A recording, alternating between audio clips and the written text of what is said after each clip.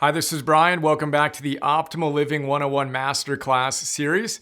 Today I'm thrilled to be chatting about Learning 101, the science of how we learn and make things stick efficiently. Emphasis on that last word, efficiently. We can spend a ton of time studying and kind of grinding and not have the efficient learning that we can if we employ the strategies that science says are most effective. We're going to look at a few different books, and my favorite big ideas from those books, ranging from Make It Stick, written by a couple of the world's leading cognitive scientists studying the science of learning, and then A Mind for Numbers by Barbara Oakley, who taught one of the most popular classes in history, over 1 million students, math and engineering teacher, and then How We Learn by Benedict Carey, New York Times award-winning journalist, and also Cal Newport's How to Become a Straight A Student, which is an awesome look at what elite students do to perform well without grinding that interestingly, almost perfectly maps over what science says we should do. So my intention with this class is to support you in learning, whether you are an adult looking to pass a U.S. citizens test, which is where my right-hand guy is, or his wife who's studying Thai, or a full-time student or a parent of a full-time student. My intention is to help you learn more efficiently and effectively. As always, let's look at our top 10 big ideas and then jump in. All right, so our first big idea is pseudo work versus real work. We're going to lean into some Cal Newport wisdom here. He's got an equation for us. Work equals time times intensity. So work accomplished equals time times intensity. We're going to look at that equation. We're actually going to add another variable to it as we go. But we want to be really clear that we're not talking about pseudo work. We're talking about real work if we want to effectively and efficiently learn. Our second big idea is to conquer procrastination. We had a whole class on this, Conquering Procrastination 101. We're going to do a quick review of some of the best, most important ideas. And we've got to know that procrastination is our number one bad keystone habit, as Barbara Oakley describes it. We got to get rid of that if we're going to be able to consistently show up and do real deep work. Our third big idea is getting our minds right. So we need to look at hope, growth, and grit. Whether you think you can or you think you can't, you are right. We want to embrace challenges with the growth mindset, and we want to remember in grit, effort counts twice. Persistence is more important than intelligence as we aim to learn effectively and efficiently. The fourth big idea is to get into the specifics of the science of learning. We're going to start with the number one enemy of effective learning. Scientists call this the fluency illusion. Unfortunately, it's how most people study, and it doesn't work. So we're going to look at that. And then we're going to add the variable to our learning or work accomplished equation, which I'm excited to share. The fifth big idea is our number one pro tip. It's what science says and the elite students who perform well without grinding say we need to do if we want to learn most effectively. I'm going to leave that one as a secret for now, but can you guess it? Think about what the number one tip might be to most effectively learn. Our sixth big idea is to water your brain, kind of like you'd water a lawn. This is a big idea that all the scientists come back to, all the elite performers come back to. You need to space out your studying. Don't cram it in one session. Space it out. They call that the spacing effect, distributed learning. We're going to talk about how to engage that most effectively. The seventh big idea, interleaving, is a cognitive science word for varied practice. Some fascinating research that shows how important it is to vary your practice. If you just do the same thing again and again and again, it feels like you're learning. Fluency illusion, but you're not effectively learning. Really fascinating research. The eighth big idea to learn effectively is to teach it. You want to see if you understand something? Teach it. Whether it's your brother or sister or mom or dad or whoever, your dog, see if you can explain it in your own words. Elaborate it. Elaborate on it is what scientists call it. We'll talk about that. We'll talk about how Charles Darwin used something similar. And then our ninth big idea, eat, move, sleep. We're going to look at some science on nutrition. Remember, your brain is 2% of your body weight, yet consumes 20% of your total energy. 60% of your brain is fat, which is going to be an important thing to remember. And then we want to move. John Rady tells us that fit kids outperform unfit kids by a factor of 2. That's extraordinary. And then we need to sleep. Benedict Carey says that sleep is like learning with your eyes closed. Really important to consolidate all the wisdom we're gaining. And then the 10th big idea is test time. So we're learning, and oftentimes we're going to be measured on how well we learn something. So we're going to talk about how to perform effectively when you're tested. We're going to draw on some ideas from Peak Performance 101. Get your worry down, which disrupts your working memory. Get your confidence up and go out and rock it. That's a quick look. Let's jump in. All right, our first big idea is pseudo work versus real work, or deep work. Cal Newport, in How to Become a Straight A Student, he wrote this book 10 years before writing Deep Work, and he shared a very similar equation in both books. So in How to Become a Straight A Student, Cal Newport, who's a Phi Beta Kappa graduate of Dartmouth, went on to MIT, got his PhD there. He's now a professor at Georgetown, right? He interviewed other Phi Beta Kappa students from elite schools around the country who didn't grind. They weren't the students that were working all the time. They had a life and they performed really, really well. And what he found was the number one thing that differentiated them from other students was they were able to differentiate pseudo work, where you're kind of sort of working but not really, and real work, deep work. In deep work, he calls this ability to focus deeply in intense bursts the superpower for the 21st century. And he has an equation for it. The equation is this: work accomplished equals time invested times intensity. Work accomplished equals time invested times intensity. Now, you want to pay attention to the variable of intensity, because if you're showing up, let's say it's a 1 to 10 scale, right? You can show up at a 10, you're super focused, not distracted, crushing it, or you say a 3, where you're kind of distracted, you're studying if you're a student in college, in the dorm, or in a cafeteria where you're kind of distracted all the time. Or modern day, you've got your push notifications on, you're kind of sort of working. Let's say you're at a 3. Right? Your intensity is at a 3. Well, let's say you need to invest 10 hours at an intensity of 3 to get the work accomplished of preparing for an exam or whatever it is you want to do in this example. Right? You got to look at it and see that if you took that intensity from a 3 to a 10, rather than being distracted for 10 hours, you were focused for 3 hours. If you're at a 10, you can do in 3 hours what it takes you to do in 10 hours if you're at a 3. Same work accomplished, higher intensity equals lower amount of invested energy, which is why we want to emphasize learning efficiently. Rule here is jack up your intensity. Learn to work in focused bursts. Cal says there's a few questions to ask related to this. When do you do that? Where do you do it? And how long do you do it if you want to optimize your intensity? Let's go through those questions. When? When is it best to work in focused bursts? He says early. You have, for 2 reasons. One, you have the best energy earlier in the day. Between the time you wake up and dinner time, he says you have the best energy. And 2, you have the most control over your schedule. As the day progresses, things tend to come up and you get less control over your schedule. It's harder to focus in an intense burst. So focus intensely earlier in the day, right? Where do you do it? That's our when. Where do you do it? He says, short answer, in isolation. In college, he uses the example of go find a remote basement location or wherever it is that you can be alone, unplugged, no one's going to distract you. You're super focused. You turn everything off and you go into deep work mode, real work mode, right? So that's our where, in isolation, where you can't be distracted. How long is the third question. He says 1 hour max. You can only work an intense focused burst for so long. You got to oscillate. You got to be on and then off. So he says never work for longer than an hour, even if you're feeling it, right? Work for an hour, then give yourself, even if it's just a 5 or 10 minute break to recharge, then come back and hit it again. When, where, how long? Deep work. Remember that equation. We're going to bring back another variable to the equation. For now, see if you can recall the equation, which, hint, is our number 1 pro tip. You want to quiz and recall as often as you can. So can you remember the equation right now? And know that that little bit of struggle you've got to go through to recall it is exactly what we want to do.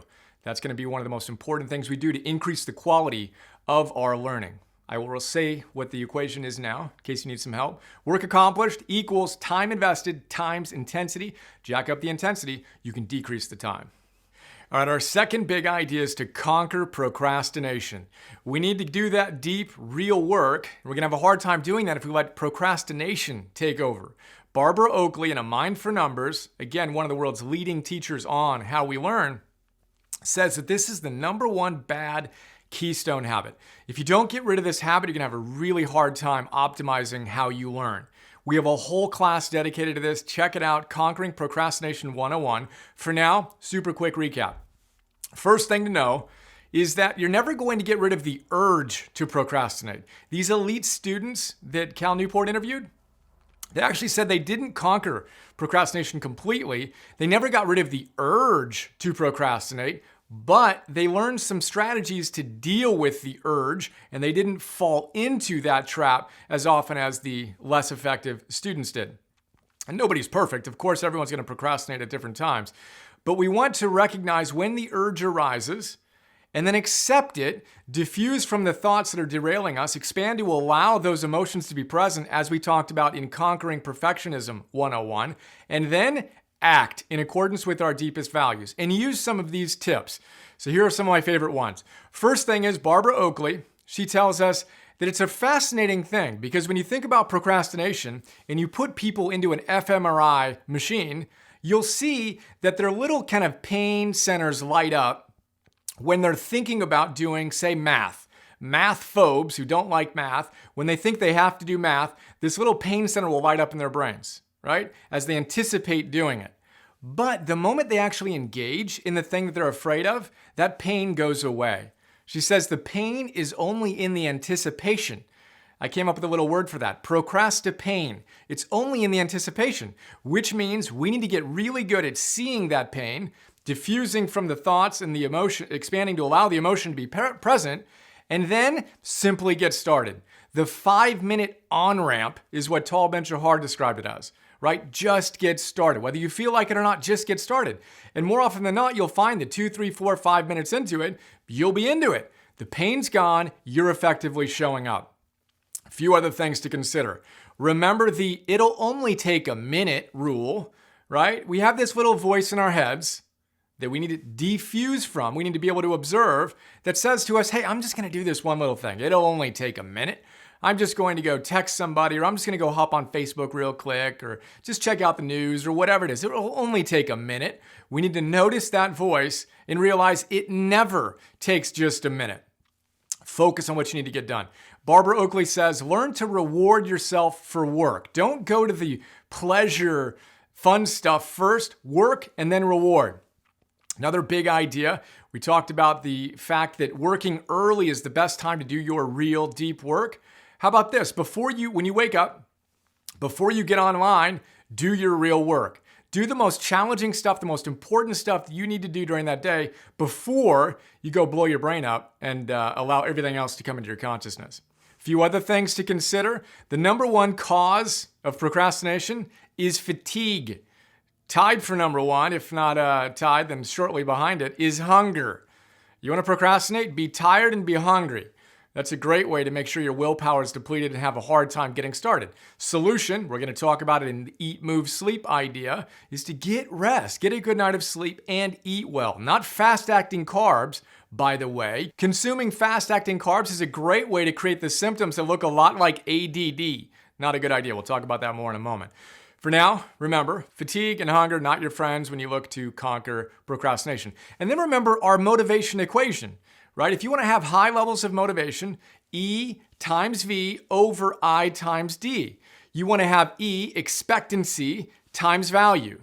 Really important that you expect to do something that you really value, right? So if you're having challenges showing up and doing the studying, remind yourself of why you're doing it. Have a deep why. Let your motivation be high by seeing, you know what, I really value doing well in this class or completing this assignment or passing this exam because it's going to benefit my life in this way. Get clear on that why, and then have the confidence to see that if you do the work, you're going to experience the benefits.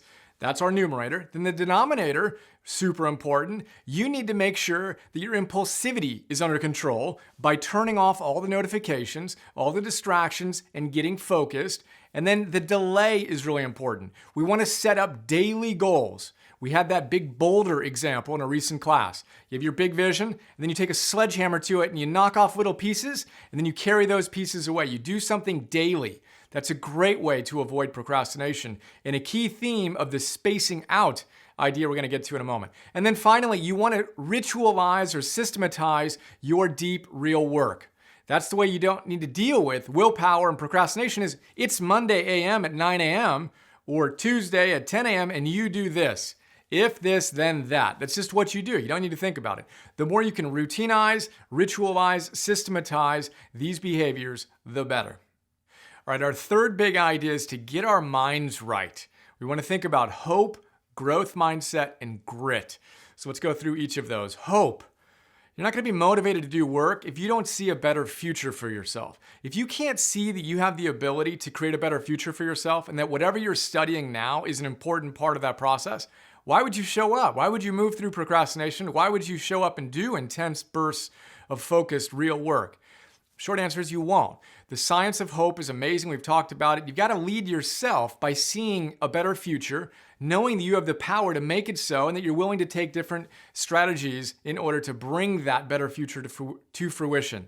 In Make It Stick, they talk about Henry Ford's adage, whether you think you can or you think you can't, you're right. They use that again and again and again, and they say there's a lot of wisdom in that wit. Years ago, like 12, 15 years ago or something now, I tutored a young girl who was struggling in maybe sixth grade or something, getting a lot of C's, and came in and worked with her. And the number one thing I did was to give her that sense of hope that she can do it, that she had the ability to perform better than she was currently performing. And I taught her some of the stuff that's related to the stuff we're going to talk about today. But the primary thing was you can do this. You've got the ability to improve. We just need to adapt some strategies and continue to put in good effort, and you can do it. Within weeks, her C's went to A. I was a guest in her special friends and grandparents' day, and her teacher came up to me and said, "What did you do? Like, what changed?" The key thing was hope. We've got to believe that we can create a better future if we want to put in the effort, if we're going to put in the effort to actually create that. So create hope in yourself and in your children and make sure that they know, and we know, that we can do better, which is connected to our growth mindset. Carol Dweck again, we talk about her in nearly every class. Fixed mindset, growth mindset. The primary difference that we really want to think about right now is the fixed mindset avoids challenges. The growth mindset leans into challenges. And when we get into the key strategies for effective learning, it's basically all about challenges. And it's all about being willing to experience what researchers call disfluency, desirable difficulties. You got to lean into challenges and not just do the easy stuff. Well, you won't do that if you have a fixed mindset and every challenge threatens you. Right? You've got to know that you're strong, you're capable, and most importantly, you can get better. You can get stronger, you can get more capable, and it's challenges that are your fuel for that growth. You're not threatened, you're inspired by challenges. You're rubbing your hands together. Now, one other idea here is confusion.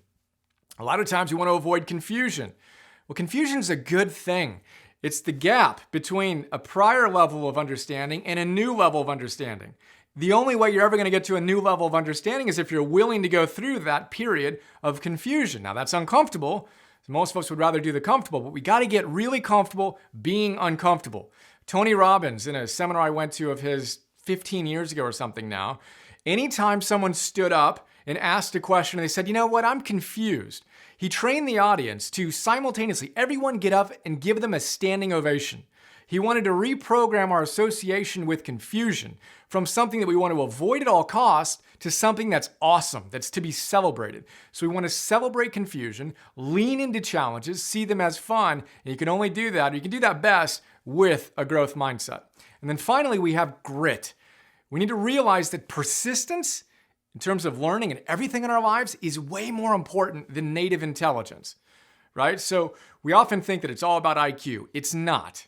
We've said before that willpower or persistence or grit, whatever you want to call it, outpredicts IQ for academic performance by a factor of 2. Angela Duckworth in Grit tells us effort counts twice. You have native talent, call it intelligence in this scenario, times effort equals skills, right? So native talent times effort equals skills. Then you take those skills, you times it by effort, and you get achievement. She says effort counts twice. And that's exciting because we can all increase our effort and most importantly, increase smart effort. Intense bursts, it's not working longer and longer and longer. It's working more intelligently as we show up consistently, get a little bit better, and perform at our best. So get your minds right via hope, growth, and grit. All right, so our fourth big idea is the number one enemy of effective learning. Scientists call it the fluency illusion. Unfortunately, this is how most people study most of the time. What do most people do? If you're preparing for an exam, what do? Well, most people look at their notes or look at their highlights in the book, reread that, look at their notes, check it in, and say, yeah, okay, I'm rereading this.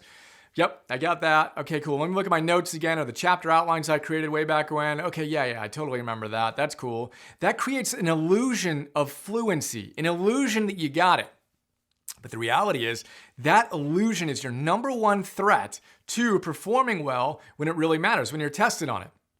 So what we need to do is deliberately create disfluency. All the effective strategies we're going to talk about from here on out are focused on creating disfluency, what researchers call desirable difficulties. We got to remember that the rereading and the massed practice, where you just study, and you have a feeling that you get it, but you don't.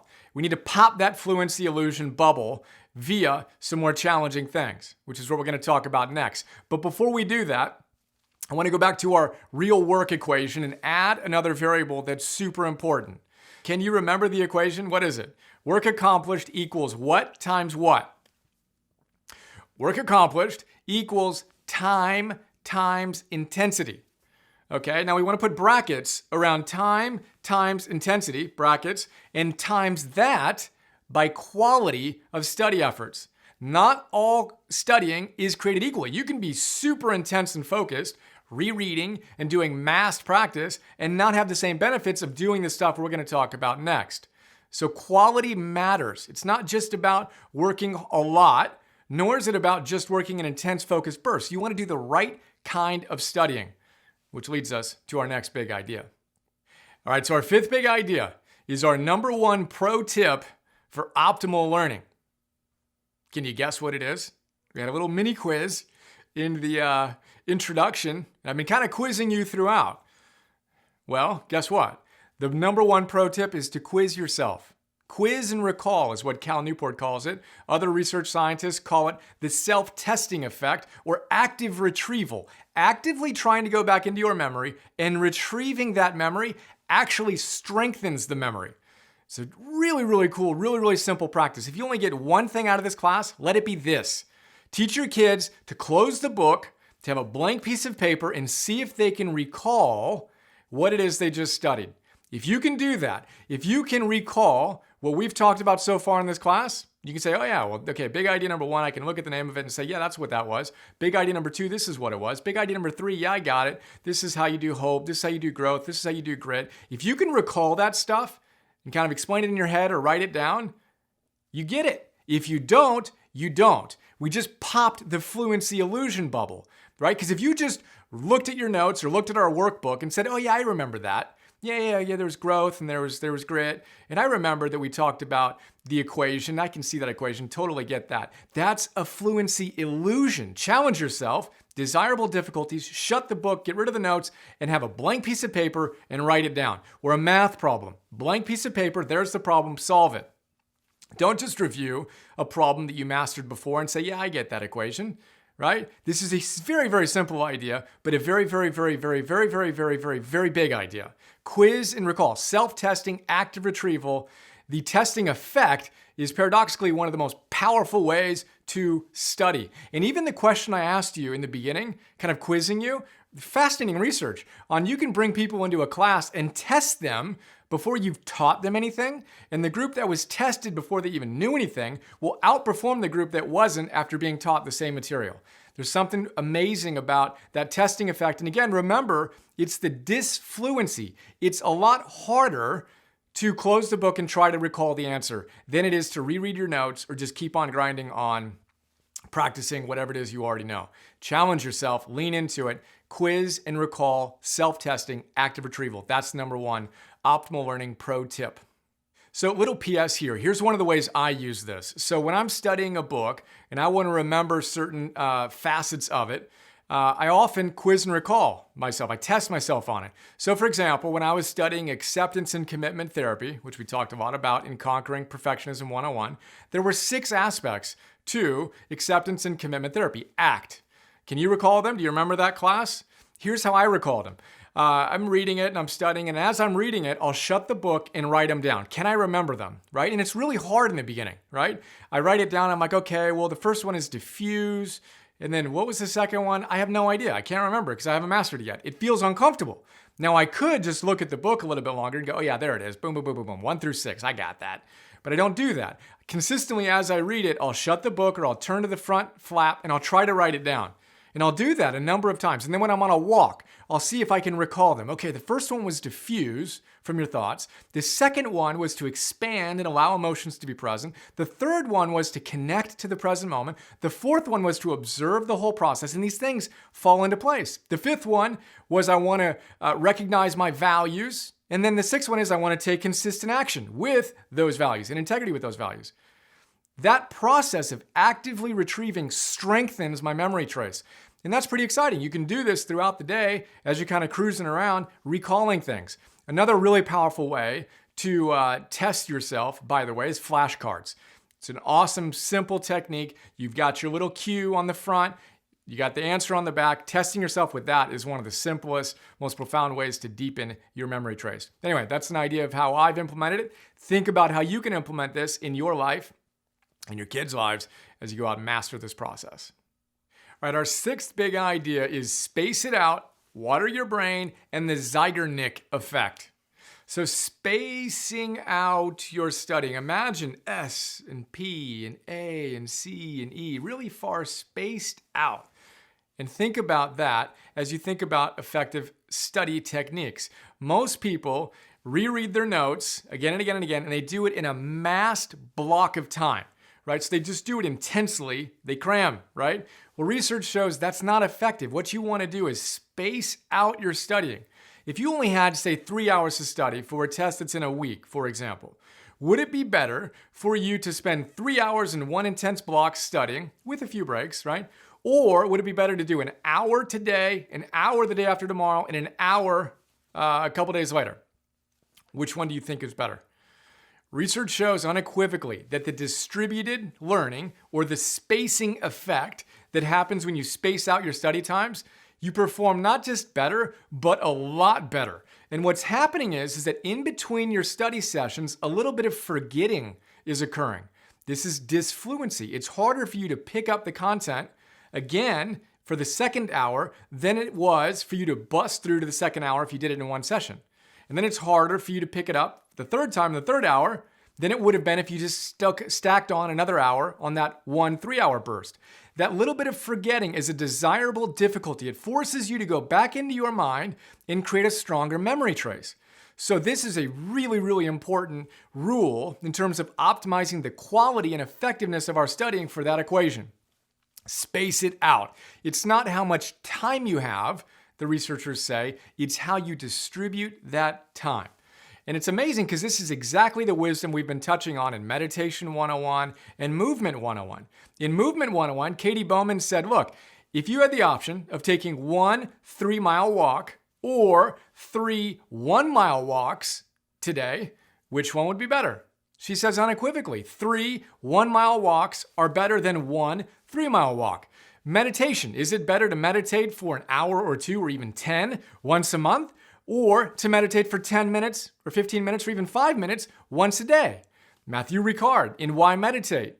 Unequivocal. Meditate every day. Even if it's a tiny amount, do it every day. Cultivate it. Space out your practice to get extraordinary benefits. Spacing out.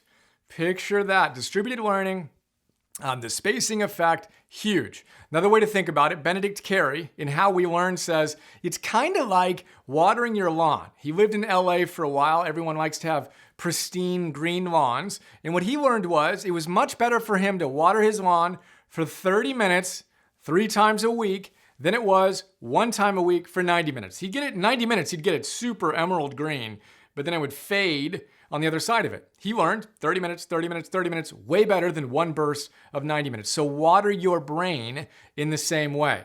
And then the final facet to this big idea is the Zeigarnik effect.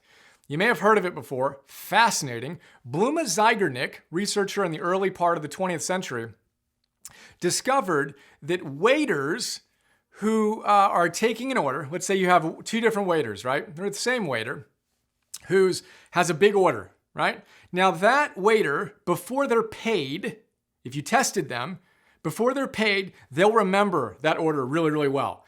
But once they're paid, they don't have anywhere near the recall for the order.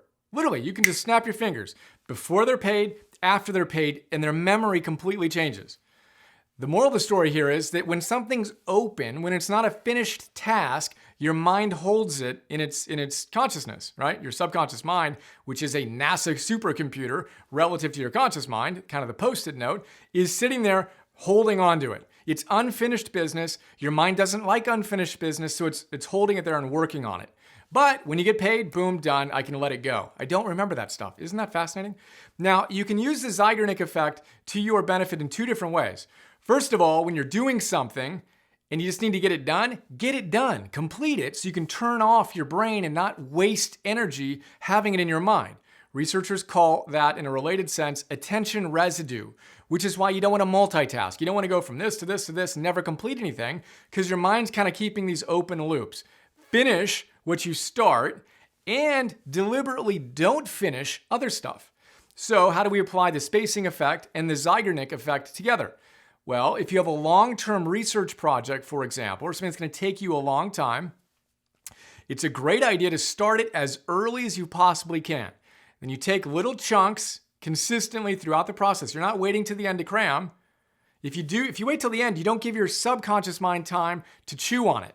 But by starting it early, it's not finished, and your mind has an open loop, and that's a good thing in this case, where literally your subconscious mind can be filtering different things that are happening in your life, thinking about ideas, processing it in mysterious ways that are super effective. Some writers even will stop mid-sentence at the end of the day, right? Well, that's an awesome way to trigger the Zeigarnik effect. Subconscious mind doesn't like that. It's going to go chew on it throughout the rest of the day and night. And come back tomorrow morning, you'll have been doing work on it subconsciously. You can use that to your benefit. If you're working on a paper or studying a certain topic, look at it, review it, and kind of open it up in your mind and let the Zeigarnik effect go to work on it.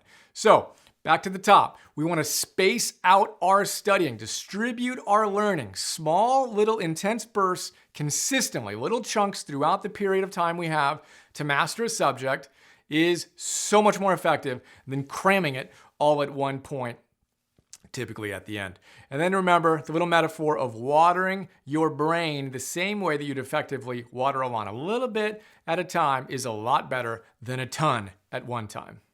A little PS here, let's go back to our equation, right? So this is an important aspect of the quality side of things, but it's also connected to the intensity, right? Do you remember the equation? I want to make sure you know that equation. We're going to tattoo it in your consciousness, make it stick. Work accomplished, or learning in this case, equals time times intensity times quality. Well, guess what? When we go back to the intensity, how long did Cal Newport recommend we work in any given intense burst? Can you recall that? 1 hour. 1 hour of intense burst. Well, that's exciting because then that allows us to oscillate, which is a natural way to create a spacing effect. You're oscillating intense bursts, and then ideally you're spreading those out over days and weeks and months even as you master any given subject. But keep that in mind. You can only go intensely for so long. So it's not how much time you have, it's how well you distribute it.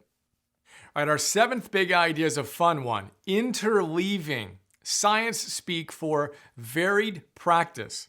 So we're going to talk about curveballs, bean bags, badminton, and math in this one. Start with curveballs. They've done research, I think it was at Cal Poly here in California, where they looked at the baseball team and they wanted to see how effectively they can learn how to hit a curveball. Split them into a couple different groups. One group got a curveball, something like 12 or 15 curveballs. Then they got 12 or 15 fastballs. Then they got 12 or 15 changeups. Now, what's amazing is that when you throw someone a curveball 10, 12, 15 times in a row, they actually look like they're getting pretty good at hitting a curveball. The apparent learning curve is strong. But guess what? That's a fluency illusion. If you compare the group that got those in order, serially, right, in blocks, technically it's blocks serially, versus those who got curveballs mixed up randomly with fastballs and changeups. This group got a curveball, then a fastball, then a changeup, then a changeup, then a fastball, then a curveball, or whatever random order. They did not look like they were mastering the skill anywhere near as well as the curveball people. But as it turns out, when you follow them throughout the season, you continue this type of practicing, this group way outperforms this group. Fluency illusion, pop the bubble with disfluency, desirable difficulties. It's a lot harder to hit a ball when you don't know what it's coming, but guess what? That's what baseball players have to do if they want to perform well. So we want to match our practice to our performance, as we discussed in Peak Performance 101. The best way to increase your performance is to create stress in your practice time so you perform well under pressure. You don't get that if you block or mass your practice and make it too easy. The challenge with this is everyone says they learned better in the curveball scenario. It felt better. But you can't trust that feeling. You got to be willing to embrace the desirable difficulties. And again, fixed mindset likes this a lot. Growth mindset's willing to be in the confusion, the challenge, and they get a lot better as a direct result of that. A couple other crazy studies. Beanbags. Brought kids into a lab, tested them on how to throw beanbags. Who knows why, but they proved some interesting points, right? Beanbags, and I think they were even blindfolded. They had half the kids throw at a target that was 3 feet away. 3 feet away, 3 feet away, 3 feet away, 3 feet away, 3 feet away. That's just what they practiced over whatever period of time that they were studying. Another group practiced throwing at a 4-foot target and a 2-foot target randomly. 4 feet, okay, try 2 feet. Okay, try 4 feet, try 2 feet. This group, again, looked like they were mastering the skill. This group did not. Then the test was, how well can each group throw a beanbag at a target 3 feet away? Now you'd think the group that threw at 3 feet would do pretty well, right? This other group had never even practiced throwing at 3 feet. Yet, they outperformed the group that only did 3 feet. Desirable difficulty, disfluency. Varied practice leads to higher performance than non-varied. One more example, badminton. Apparently in badminton, I just learned this, there are 3 different types of serves. There's a long serve, there's a short serve, and there's a drive serve. Brought people into this little lab and they tested them. They studied or practiced this a few times a week over a few weeks. One group practiced a long serve 12 times in a row, then a short serve 12 times in a row, then a drive serve 12 times in a row. Another group practiced, that was called the blocked practice. The other group practiced serially. They did long, then they did short, then they did drive. Then they repeated it 12 times. The other group did it randomly. They could hit whatever one they wanted to hit, but they had to make sure they hit 12 of each. It was random. I'm not going to surprise you with the results of this study, exactly the same. This group way outperformed, the group that was random, way outperformed the group that was blocked or serial. Desirable difficulty, disfluency. The same thing applies to math problems. If you're focusing on a certain type of problem, let's say you're going to be tested at the end of the year, and you're going through your studying, and all you're doing is this type of problem, this type of problem, this type of problem, this type of problem, right? Then you do this type of problem, that type of problem, that type of problem, that type of problem. And then you do the other one. In blocks, you will not perform as well as someone that does varied math problems. Why? Because a big part of math, just like baseball, is figuring out what type of problem you're dealing with. And if you're doing the exact same problem again and again and again, you don't develop the ability to identify the type of problem you're encountering. Varying your practice. It doesn't feel good, but it's a really desirable difficulty. Here's another little fun application. There hasn't been research on this that I'm aware of, but the basic idea is vary it up. Just like those 2-foot versus 4-foot beanbag tossers, if you wanted to master free throw shooting, for example, almost everybody's going to stand at the vine and shoot free throws. But the reality is you'd be better off moving a little bit to the left, moving a little bit to the right, moving a foot forward, moving a foot back, varying it. And of course, as we talked about in peak performance, doing it under pressure. Because when you need to make a free throw is when you're most under pressure. Same thing here. So there you go. Interleaving or varied practice. Remember, the blocked or masked practice feels better. You have an apparent learning curve that appears to be better, but it's not. You got to be willing to pop that fluency illusion bubble and do what's a little bit harder if you want to see the benefits. All right, our 8th big idea is to teach it. This is another one of my favorite ideas. If you want to master a subject, teach it. You don't need to teach it formally, but this is kind of a form of self-test or quiz and recall. Only you're going to be sharing this with yourself or with somebody else, right? So imagine shutting the book on whatever it is you're studying and being able to teach it to somebody else. Barbara Oakley calls this explain it like I'm 5, like a reddit.com section, right? Can you explain whatever it is you're trying to study to someone who's 5 years old? In simple terms, they understand. Charles Darwin did this when he was working on his theories. He would imagine having someone come into his office, putting his pen down, and being able to explain it to them in the simplest possible terms. If you can do that, you've mastered the subject. If you can't, you just revealed the gaps that you need to fill in, which again is a really good thing. Way better than just rereading. Test yourself by trying to explain it to somebody like they're 5 years old. Another way that researchers describe it is elaboration. Science speak again. Elaboration. Elaboration is when you put an idea you're studying into your own words and you connect it to ideas you already know. And by doing that, by connecting it to ideas you already know, you strengthen the memory of that new piece of information you're trying to lock in. So it's a really powerful thing to do. And you also want to know that a lot of teachers say they don't ever really truly understand something until they teach it. So it's not about, oh, well, I'll teach that when I understand it. Just like testing, teaching is actually a study tool. It helps you master it.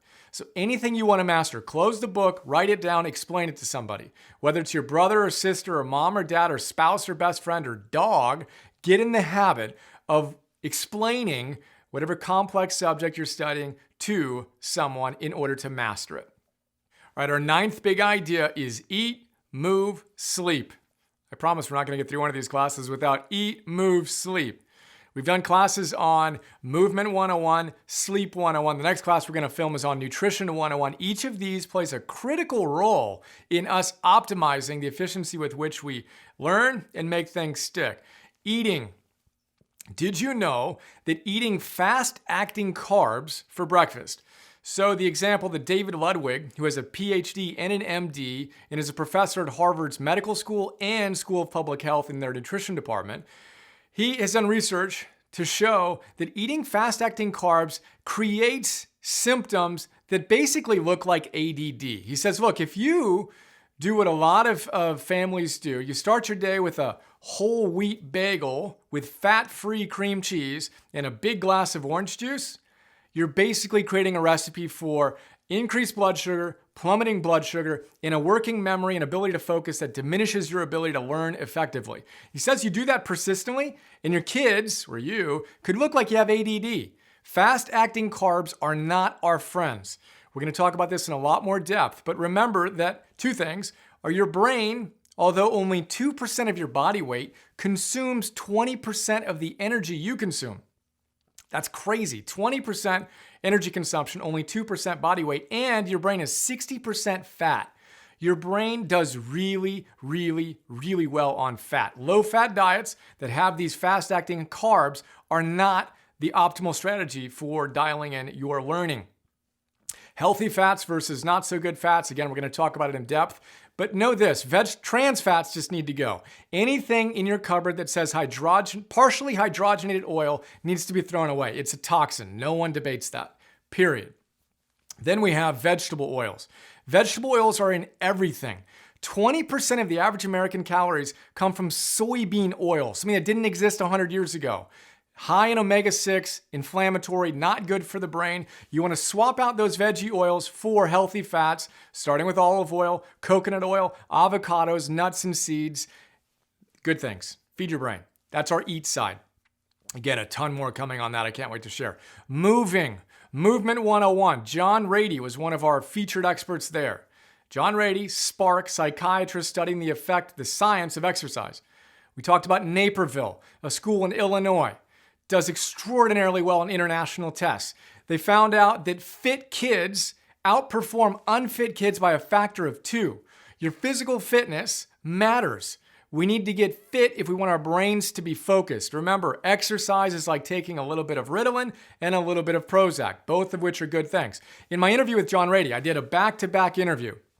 We did one on Spark, then another one on his book, Go Wild.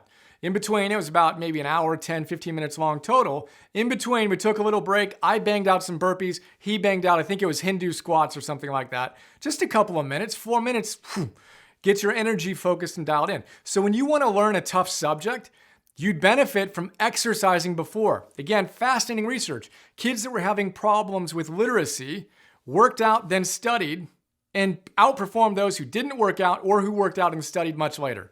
So if you have something important going on, find a way to move your body before, whether it's an exam or a presentation or whatever. Really, really powerful thing. And then we have sleep. Benedict Carey has a great line. He's, like many individuals, always thought sleep and taking naps was a sign of being lazy. And he realized, no. Sleep, he says, is like studying with your eyes closed. Sleep is when we consolidate memories. It's when we have some of our best ideas when we wake up the next morning. If you're not sleeping in a proper amount, you are not going to learn at an optimal level. Check out Optimal Sleep 101 for a ton of techniques there. But remember, sleeping is like studying with your eyes closed. Naps are huge. Taking as short of a 6-minute nap, 20-minute nap, 60, 90-minute nap completely changes your consolidation. Sarah Mednick, who wrote Take a Nap, Change Your Life, talks about research where people come in and they study a subject in the early part of the day. Half of them take a nap, half of them do not. Then they're tested on it later in the day. A 60 to 90-minute nap gave them consolidation and outperformance on the exam as if they had gotten a full night of sleep or close to the same benefits. Napping is huge. It's not a sign of laziness. It's an effective way to recover as we go intensely in these bursts, right? So it's much better to go at a 10 hard and then turn off than it is to kind of sort of go hard all day long and never really turn off. All right, all that brings us to our 10th big idea, test time. Whether it's that foreign language we're trying to master or the citizenship test or a student taking an exam or whatever, a lot of us are going to have that performance time, test time. So how do we perform at our best when it matters most? Peak Performance 101, ton of big ideas, but let's go back to our equation here for a moment. Learning equals what? What is our equation? We've got the first part and then the other part. Learning equals time invested times intensity times quality, right? So we got to remember that championships are made on the practice fields. We want to walk into our test with confidence, knowing that we strategically worked hard and efficiently in order to do our best. And we can walk in knowing we did our best, right? Which is always our most important first step. Then we want to eat, move, sleep.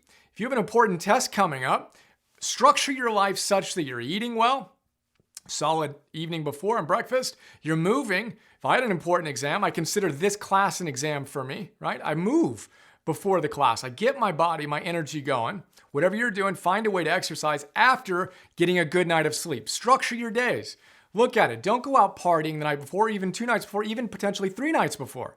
Get a nice rhythm, get your sleep. Remember, it's not a luxury, it's a necessity. Benedict Carey also says, you snooze, you win, right? You're learning with your eyes closed. So consolidate all that via a good night of sleep, move, and eat well. Don't have your fast-acting carbs. Have your healthy fats, moderate protein, and slow complex carbs, right? That's first part. And then we need to remember in Peak Performance 101, we talked about how people choke during exams.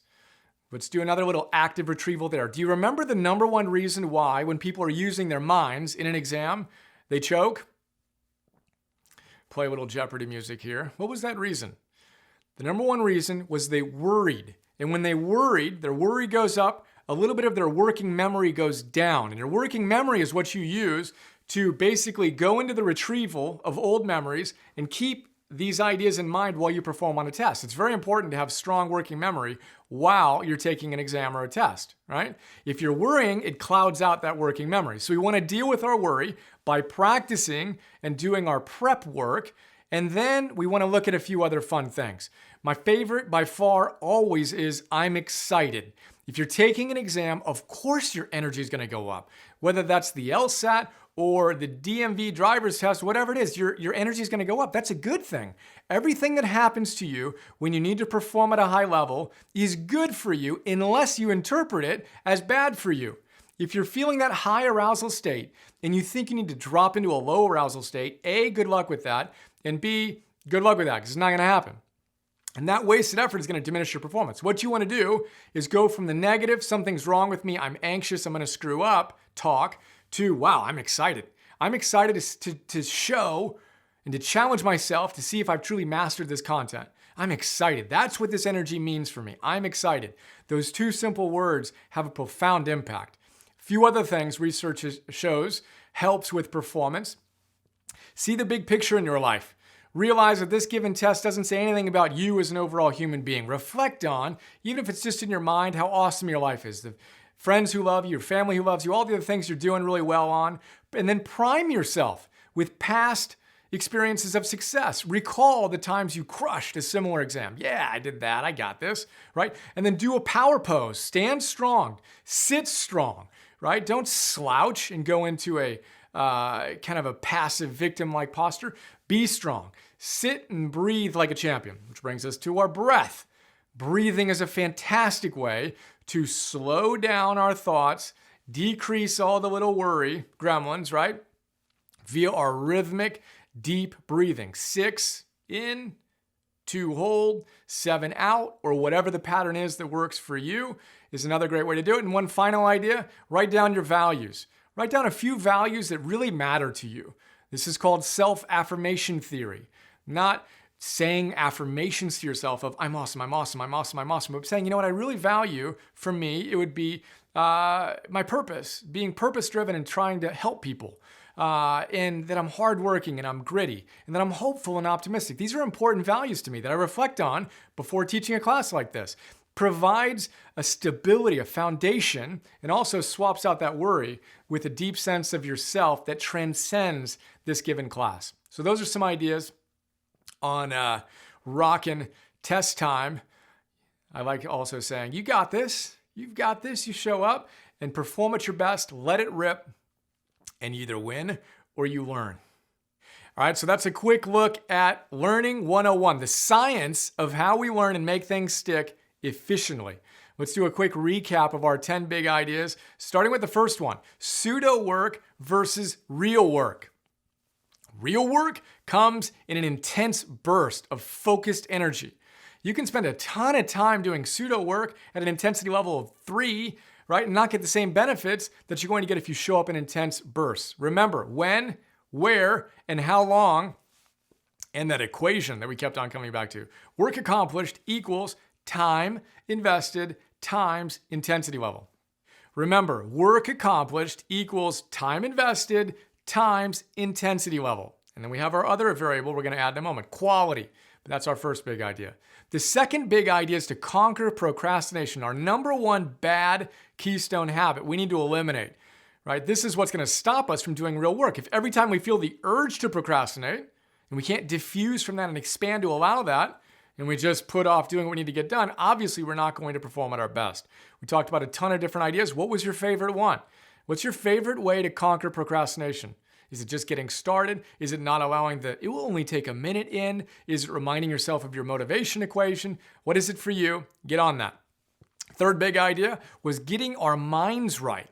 What do we have in that? We had hope, growth mindset, and grit. We've got to know that our future is going to be better as a direct result of what we're doing now. We got to lean into the challenges, right? See confusion as something that's awesome and our pathway to learning something new. And then we want to be gritty. We want to remember that persistence is way more important than intelligence.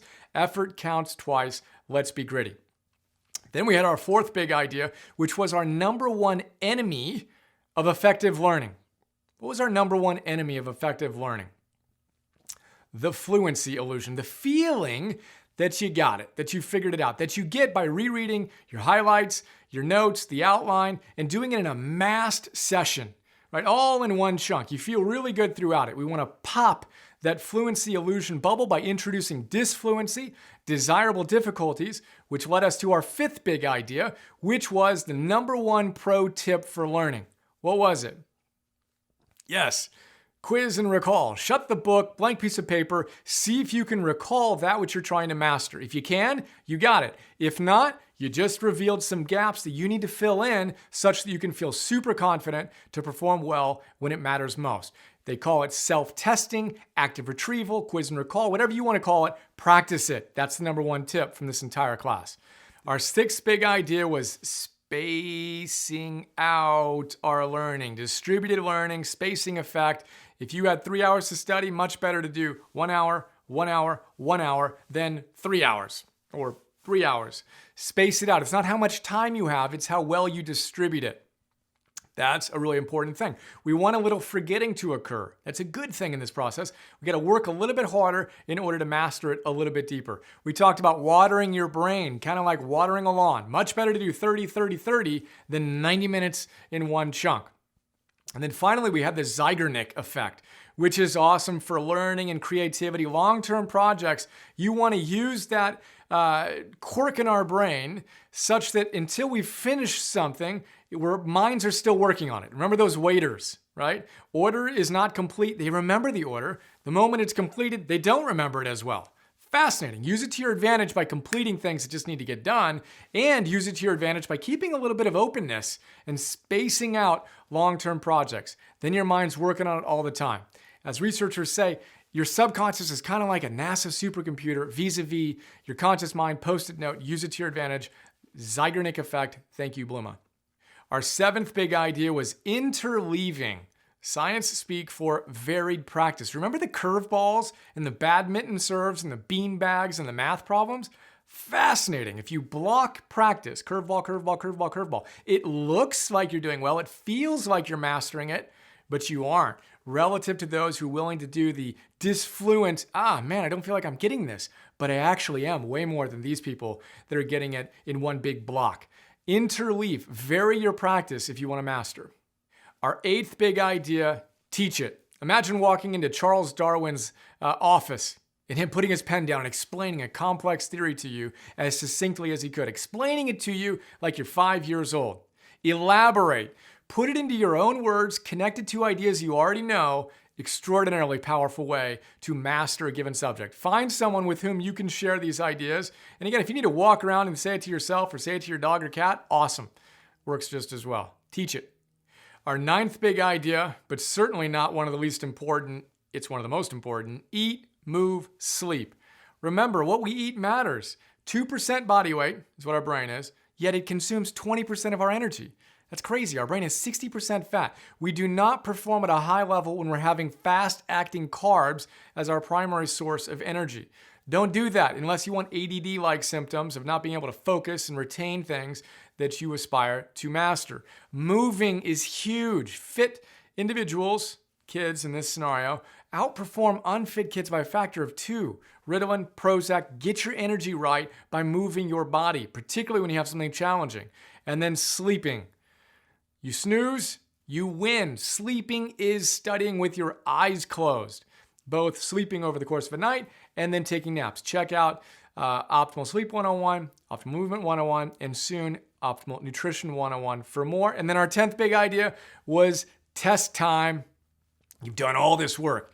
You're a champion. You put in the time on the practice field. You're ready to show up and do your best when it matters most. And you eat, you move, you sleep before it. You figure out how to get your worry down by allowing your working memory to be present. I'm excited. I'm clear on my values. I see the big picture. I primed myself with prior success. I'm posing in a powerful way. These things help us perform at our best when it matters most. Go out and rock it. You've got this. One final test for you on this one. What's our equation? What's our learning equation? I promise this will be the final test. Can you actively retrieve it? Learning equals time invested times intensity times the quality of our study efforts. That is a quick look at the science of how we learn and make things stick efficiently. I hope you loved it, and I look forward to sharing more soon. Have another awesome day. See you.